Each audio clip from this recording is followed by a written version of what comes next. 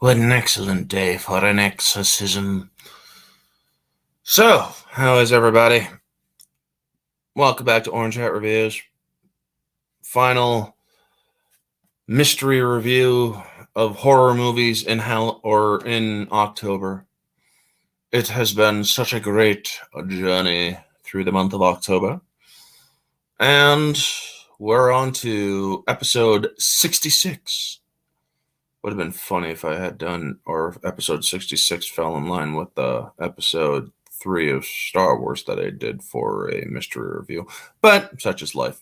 I could have done literally Execute Order 66 instead of mystery review episode 66. But anyway, welcome back, folks. Hope you're all having a wonderful day. The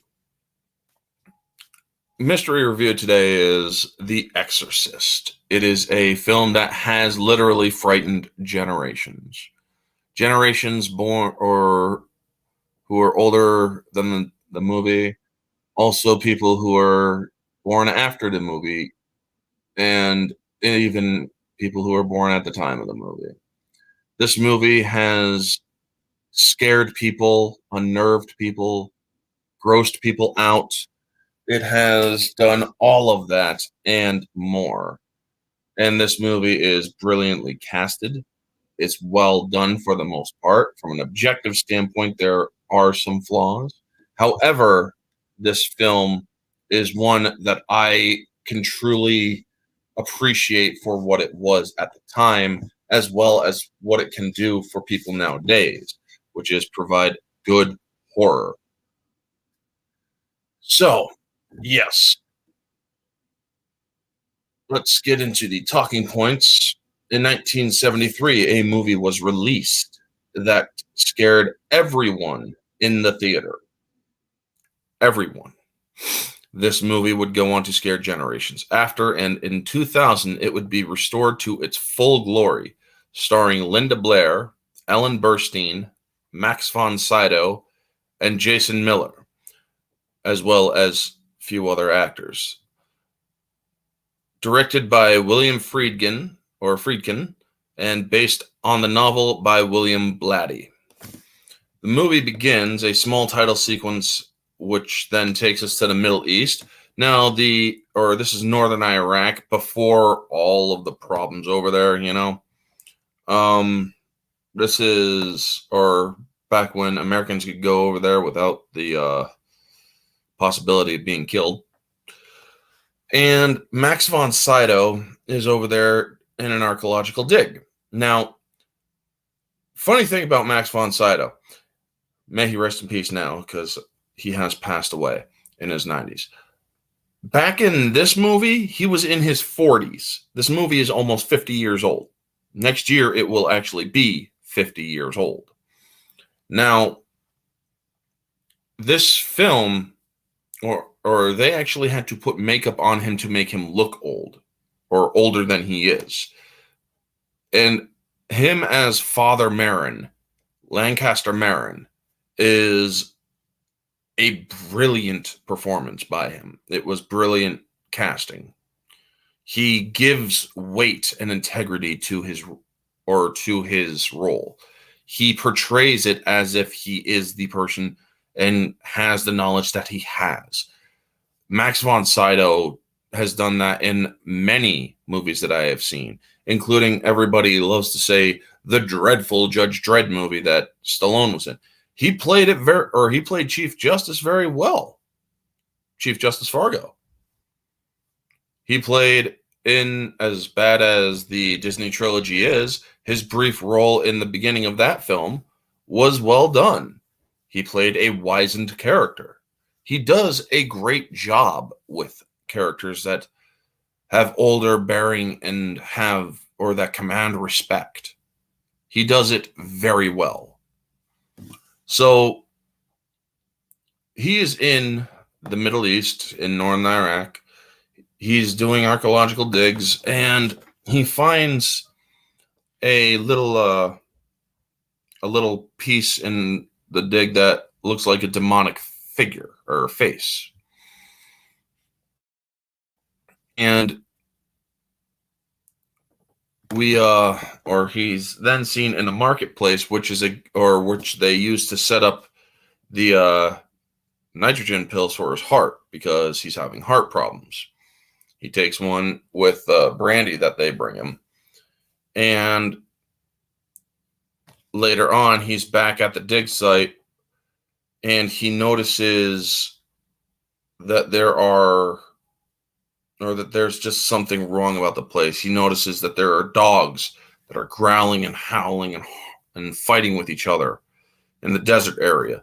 And then he notices the statue of a demon that he had faced in the past, Pazuzu, which has made, or that very same statue has made its way into other movies.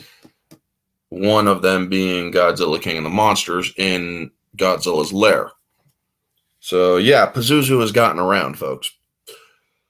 So the way that they shoot this, where you have Marin standing here and Pazuzu, or the statue of Pazuzu standing here, and they're just kind of facing off at each other like this, it's basically a foretelling of what's to come.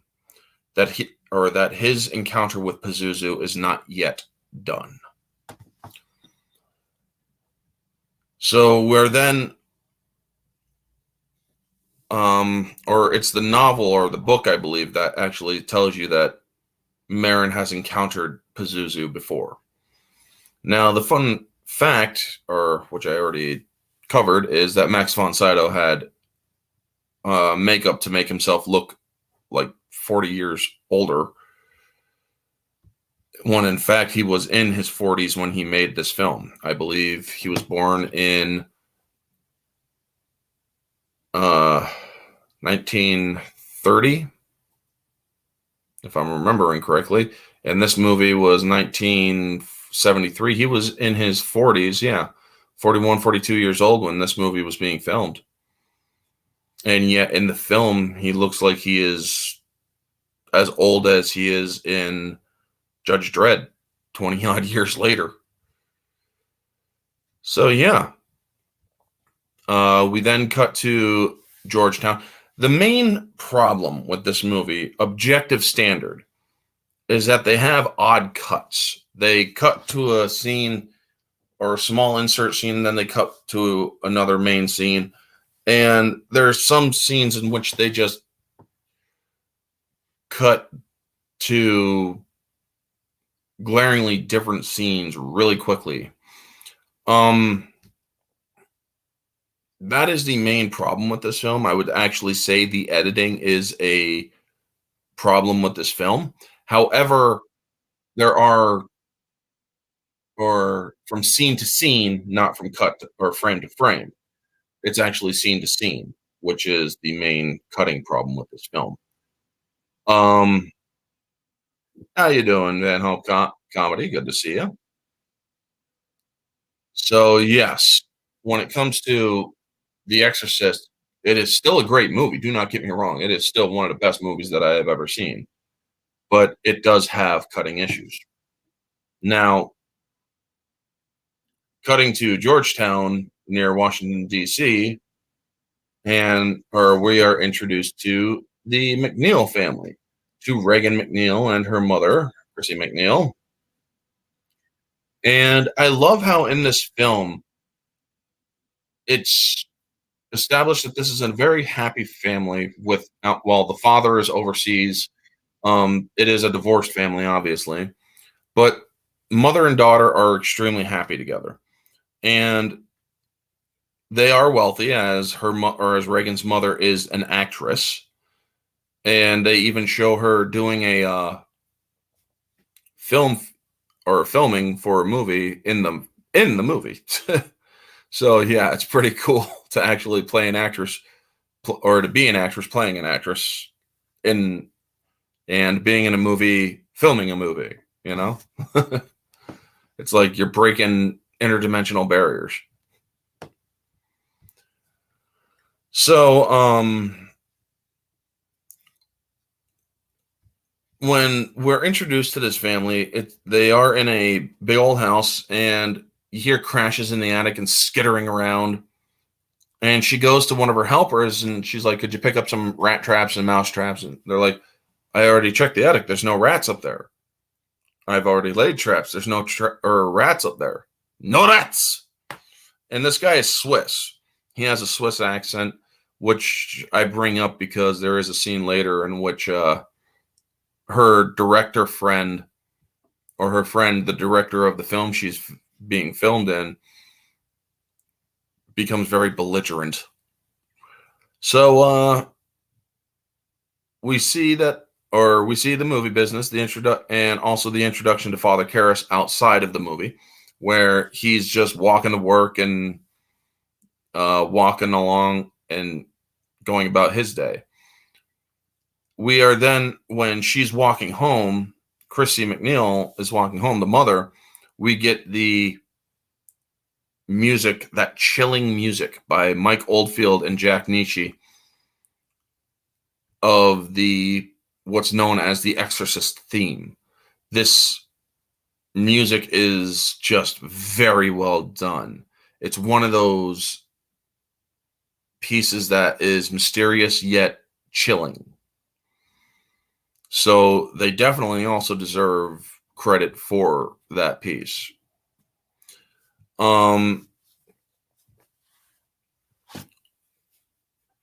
Karras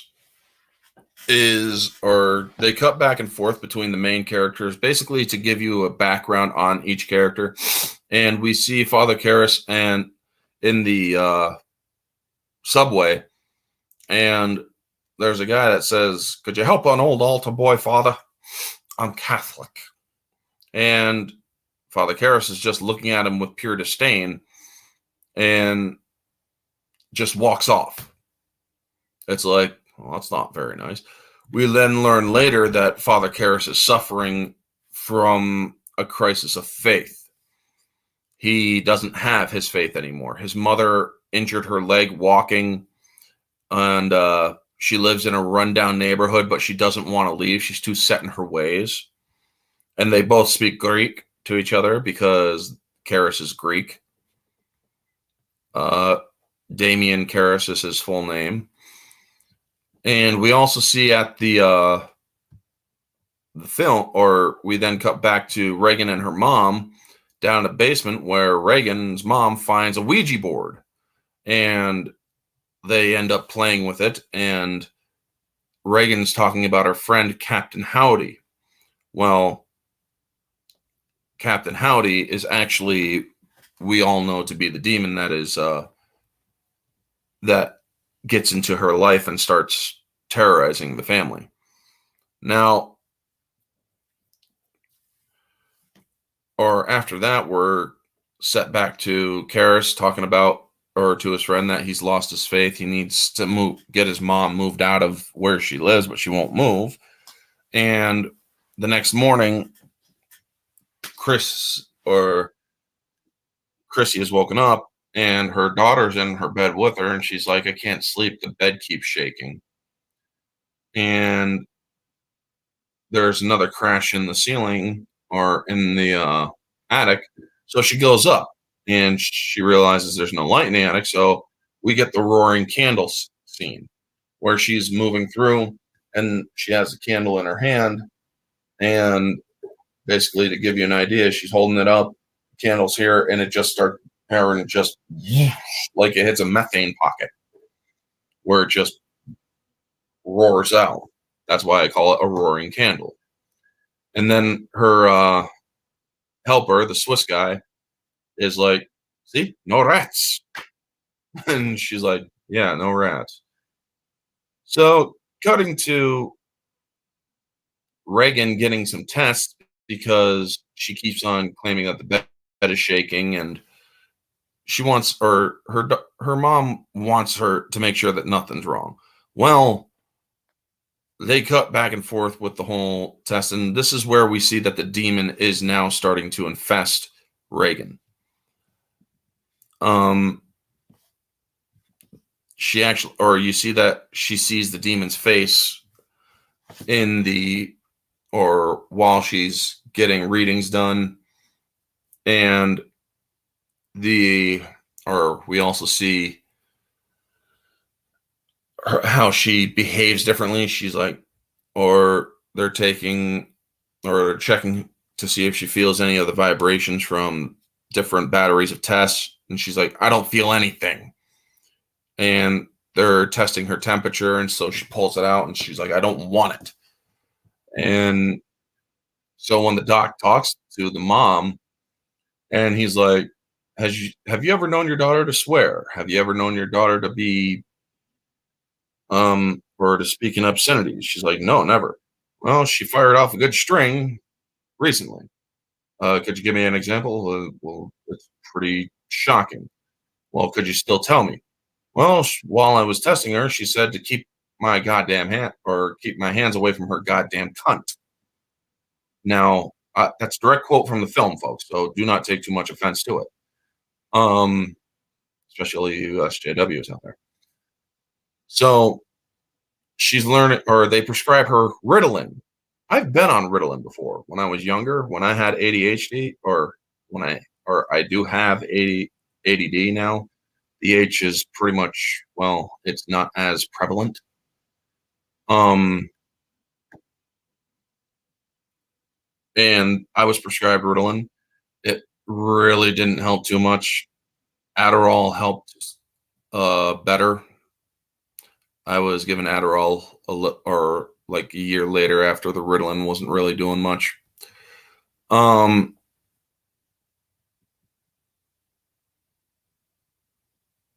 so after that scene, we also see that Karis's mom has been placed in a psychiatric hospital after an edema in her leg was found, and he goes to see his mother. Max was Vigo. Really? Yes, he was. He was Vigo in the Ghostbusters 2 movie. That's right. Also, when Karis visits his mother, she's very pissed off at him, even though it was her brother that put her in the psychiatric hospital, and she now hates her son because he's like, I want to take you out of here, mama. I want to bring you home and whatnot. And she just doesn't want anything to do with him. And then we learn later that she had died because of being essentially abandoned into that hellhole of a psychiatric hospital. They couldn't afford to get her to a better hospital. So we then see him boxing at the gym to relieve stress because he was also formerly a boxer. Now, we then see the house event at Reagan or at Chrissy's house, the McNeil house, and we see that the director is drunken, provoking the Swiss help, and he's like, "You fucking commie Nazi bastard!" And he's just in the kitchen, and the guy, he's like, "I'll kill you!" and just starts going after the guy because this dude has been ragging him the entire time. We also learn that Father Karras's mom has died. We learn that Burke Dennings, who is a friend of Reagan's mom, is planning to, or has things planned. And Reagan at first was asleep upstairs, but then she comes right down and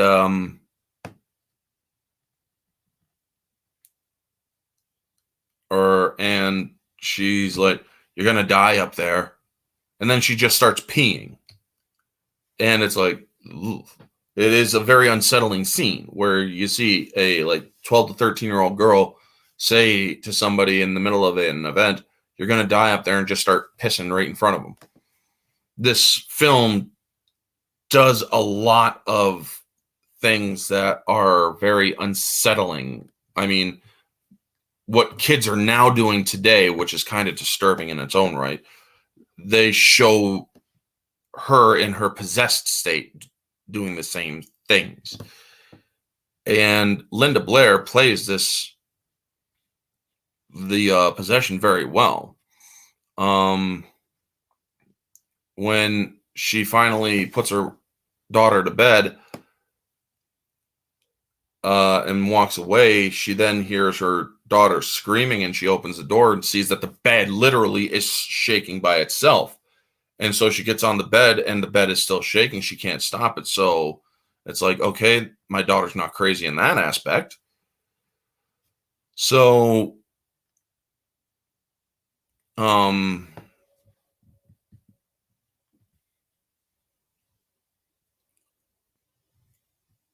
we are then brought to the more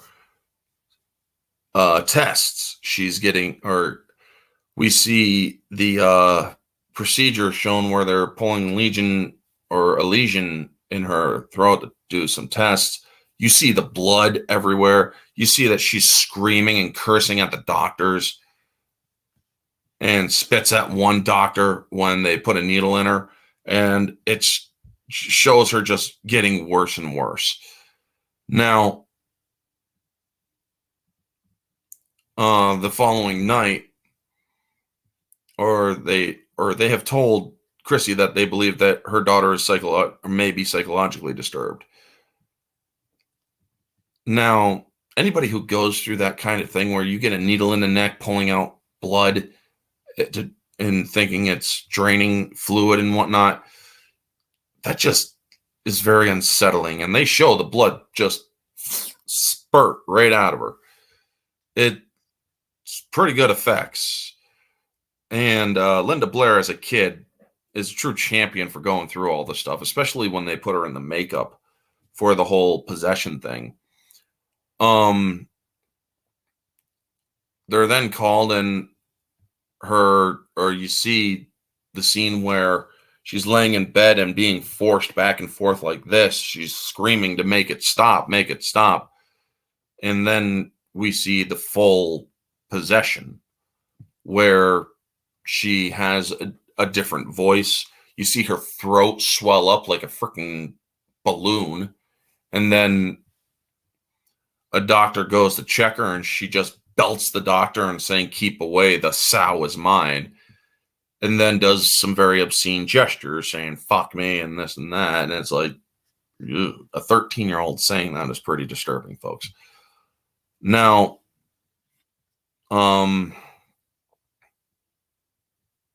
they do more medical tests. Everything is coming back normal.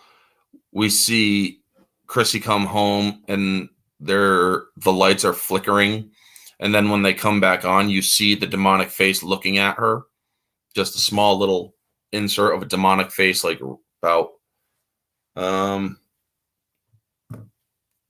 about the size of the egg right here at this size next to her face. It's just the demonic face here looking at her that way with the teeth and all that when the lights come back on, and then it fades and disappears really quickly.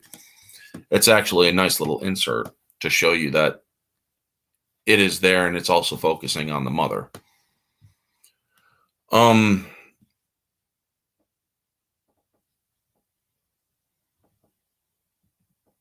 We also learn that her mother's friend, is dead, who was set there to watch Reagan for 20 minutes while the nanny goes to get medication for Reagan, the Thorazine, to keep her sedated. Well, he's then found to have been left or not there.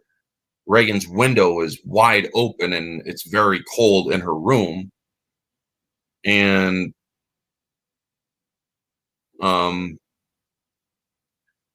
we then see an extra scene that was not in the original, but the scene you've never seen, or the version you've never seen before. It's all put in.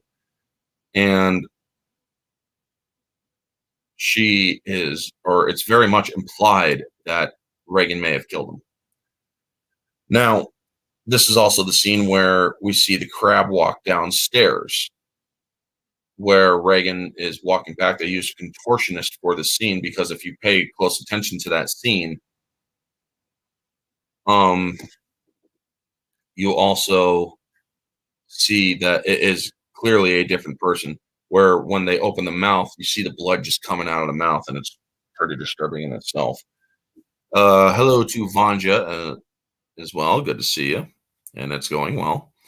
Who knew Ellen Burstyn starred in this and Just as Dark, Requiem for a Dream? I have not seen Requiem for a Dream. I'll have to definitely check it out. So continuing on, Reagan is then hypnotized. Now, let me tell you something. If you are a guy watching this film and you see this scene happen, let me just tell you that you will close your legs, folks. It really, this entire sequence is a closed leg cringe fest. And cringe, not in SJW cringe, but horror cringe. This guy provokes the demon, and then it grabs, or Reagan as the demon grabs this dude's nuts and just squeezes, and the guy is screaming, and it's like, oh my God, man, I'm pretty sure that it's implied that the dude's nuts were burst.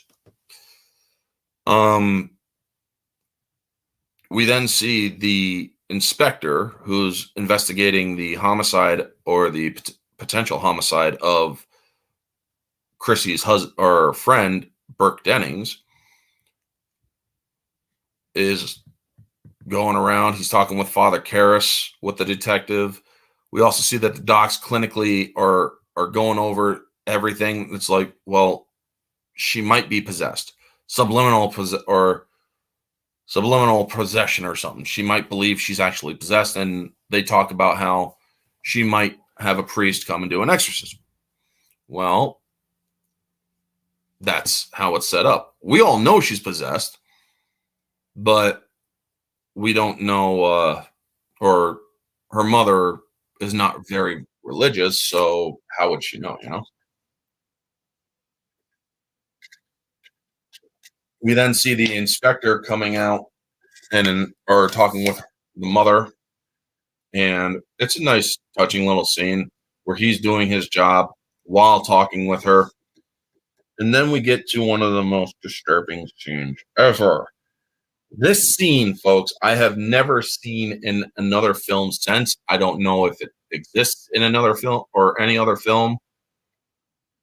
Power of Punch, compelling. Wow.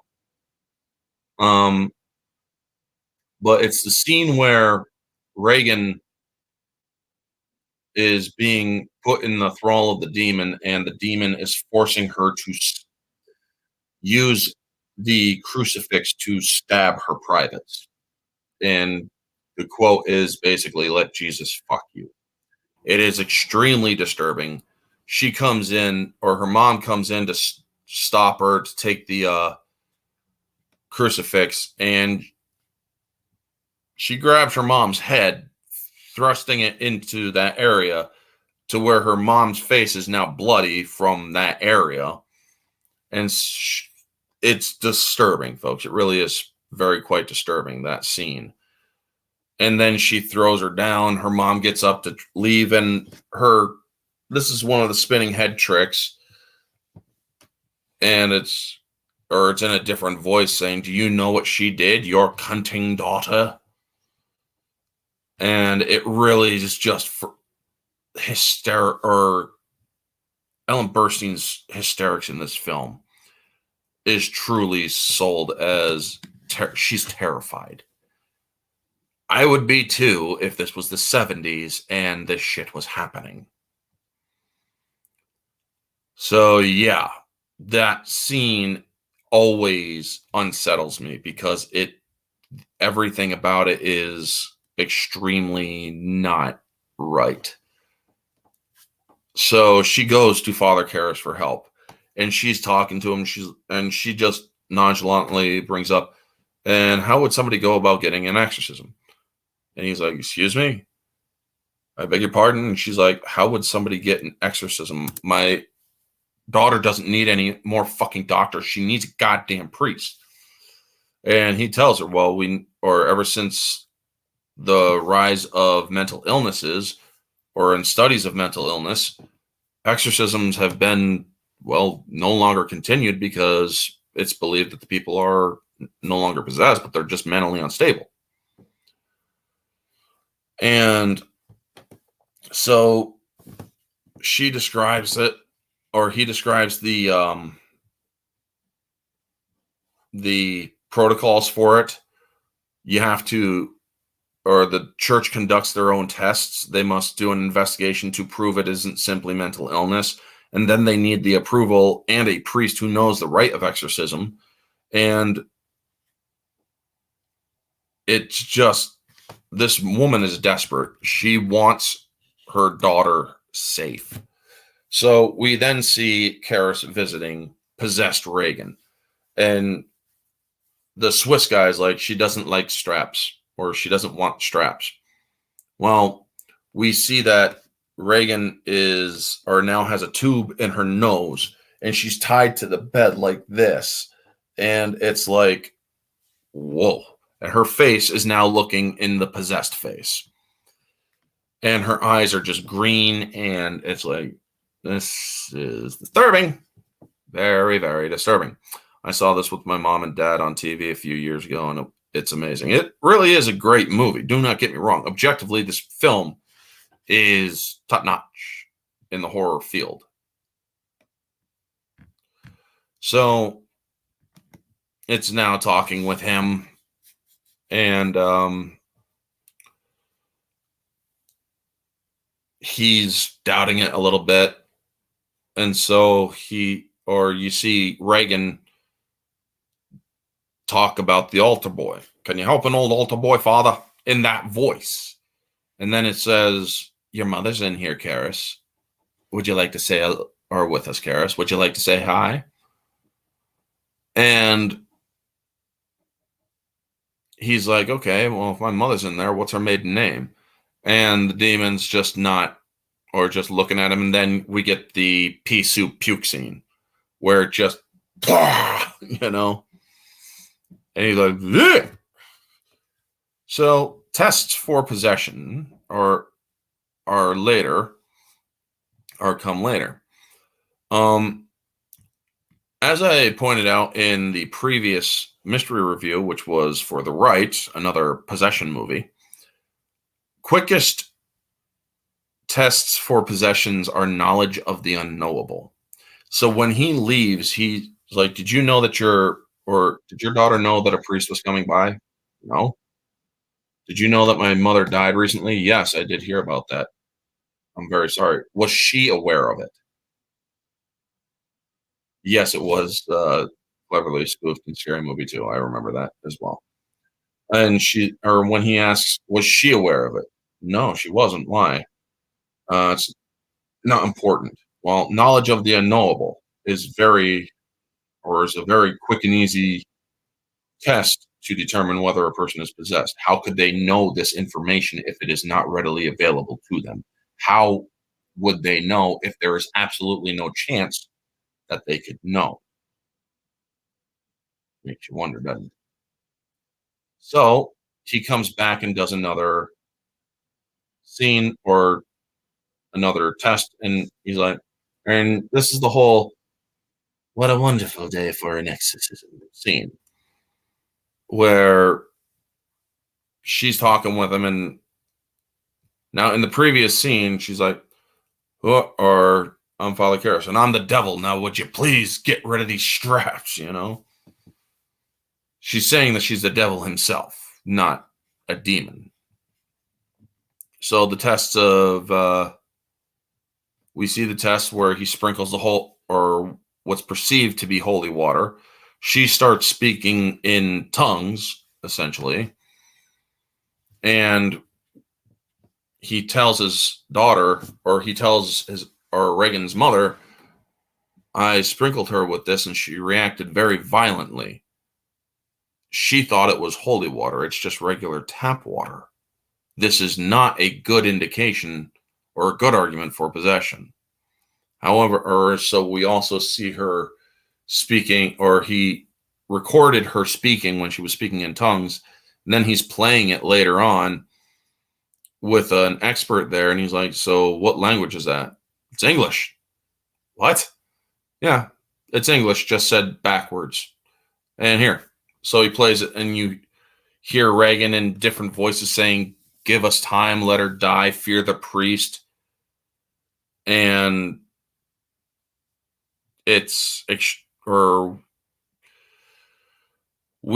or this is where he's getting closer to realizing that this might in fact be a possession. Well, the next proof is basically shown, and the babysitter calls and she's like, "I didn't want Chrissy to see this." And they show Reagan's stomach, which has the words "help me" uh, kind of scarred in there. Now they see the church is now involved, and they're like, we need somebody who has this form of expertise. And they're like, "Well, what about Father Lancaster Marin? Isn't he still in the Middle East?" "No, he's come back. He's now writing a book." "Well, he's had experience with this before. There was a young boy in Africa, which he fought, which everybody knows from The Exorcist 2, The Heretic, where the boy got possessed by Pazuzu." Now, we then see the summoning of Father Marin, and we see the iconic shot of Marin bathed, or the light, the shadow of him coming in. We also see that the possessed Reagan is looking out in worry, and once Father Marin comes in, and once he has said hello to the other priest, it still makes me jump to this day because of how so sudden it is, where Reagan, or possessed Reagan, just screams out, "Marin, Marin!" It's like this, or all throughout the scene since, or after that moment, you hear Reagan, or possessed Reagan, just moaning, and you can tell that the demon is anxious. It is now upset that Father Marin is there. And I just absolutely love how that works. So he tells Father Karras, he's like, "I need you to go to your place, bring back everything that is needed, holy water, that piece of garment, I can't remember what it's called, that they wrap around themselves. It's kind of like a scarf kind of looking thing. Vestment, I think it's called. And they get ready to go in. Well, this thing is extremely pissed off, and we see Karras tries giving some background on the case that 3 personalities have manifested, and Marin tells him there's only the one. This thing will try to upset you. This thing will try to get under your skin. Do not let it. Do not listen. It will speak lies, but it will have truths mixed in. Do not let this thing rattle you. It is the devil. So we then go in, and it starts. The whole exorcism starts, and it tries being obscene to Marin, and Marin commands it be silent and splashes it with holy water, setting the demon back. The back and forths of this, everybody says that Marin, or that Father Karras can assist.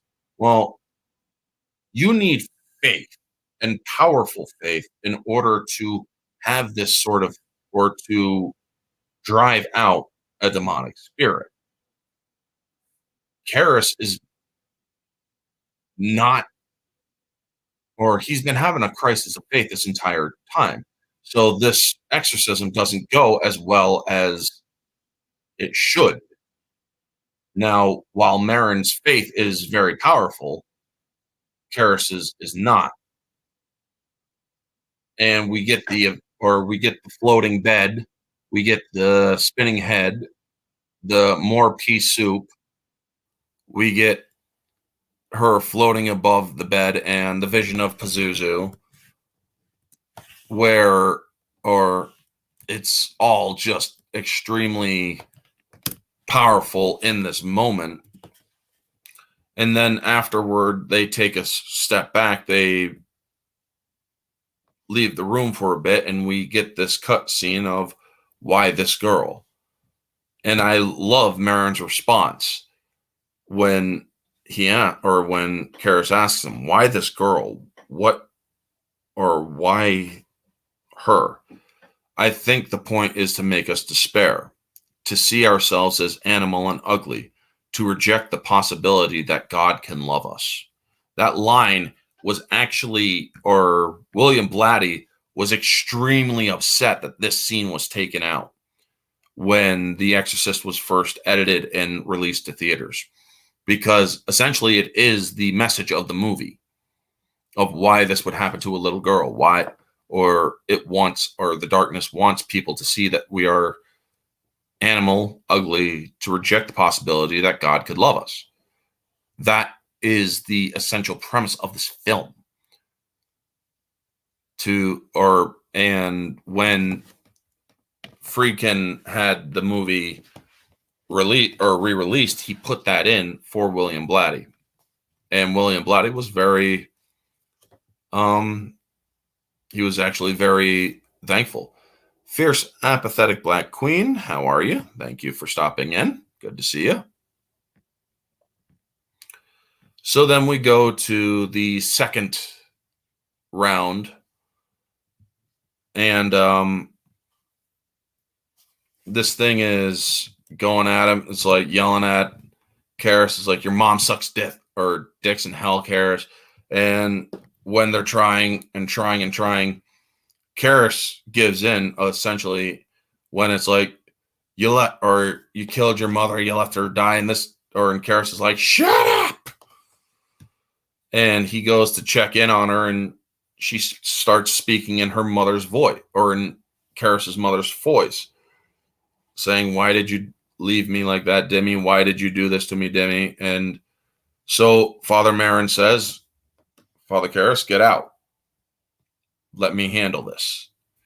Well, he then realizes that he can't just leave Father Marin up there to do it by himself. So he gets up there, but Father Marin is dead.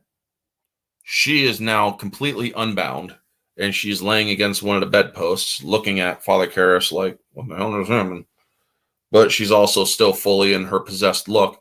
Now, folks, this scene is also disturbing in a way, because when he tries reviving and he can't, and he sees that Reagan, or possessed Reagan, is chuckling and laughing at what just happened, Karras just goes out straight up, starts beating on her, like punching her in the face, smacking her against the floor. It is just woof. And he's also screaming, take me, take me, take me. And he actually does get or remove the demon from her, but now it's in him, and he looks up and sees Father Karras in the window, or his head in the window, like a spirit. And you see Reagan completely now normal, but also scarred up and whatnot because of what she has been through. And she's screaming because she's in pain. I mean, she just got punched in the face a bunch of times by a priest. But you then see the priest jump out the window in order to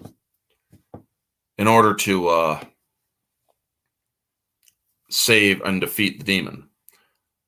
These things want a life, and Father Karras giving up his life was enough to keep the demon out. Remember when the woman king actress who visited Africa while working, who said felt like coming home, or for blind woman who played the homey female warrior, aka slaver? Yeah. Phantom Menace is awesome. Yeah.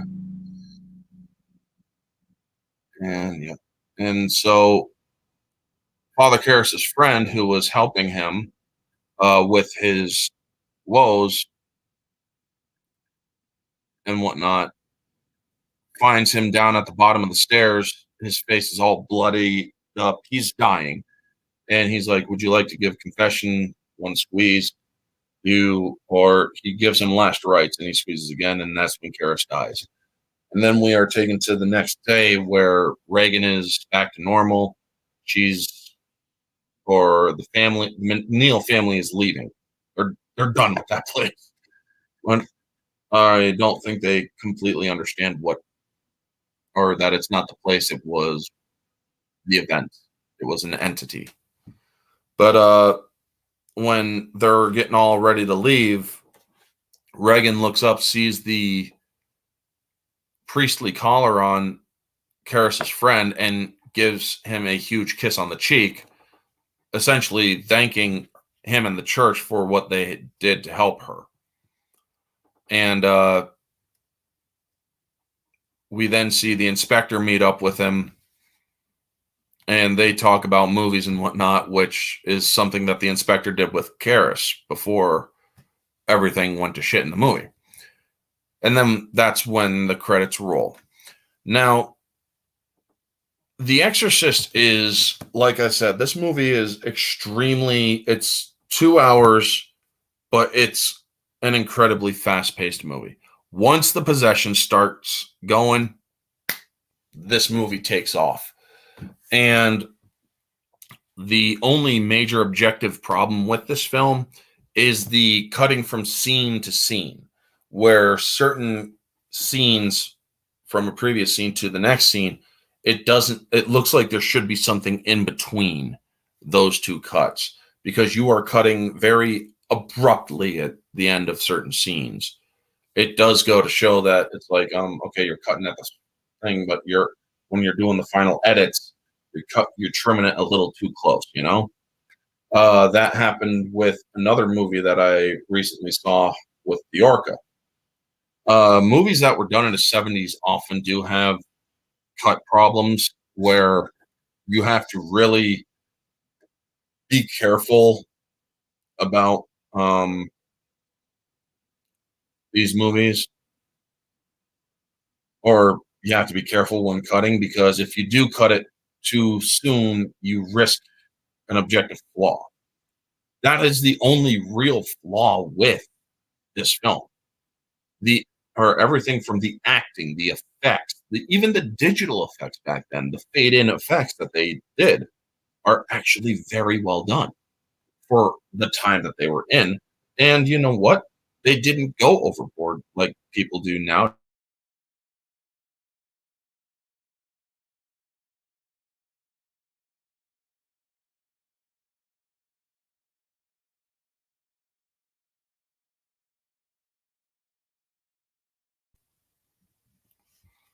Sorry about that. It seems the internet just fucked off for a moment. That's wasn't expected. Can everybody hear me and see me? Am I skipping or anything like that?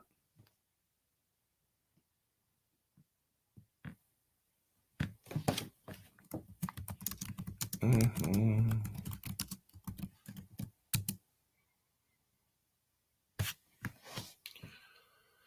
Okay, it seems that the internet's back. Sorry about that.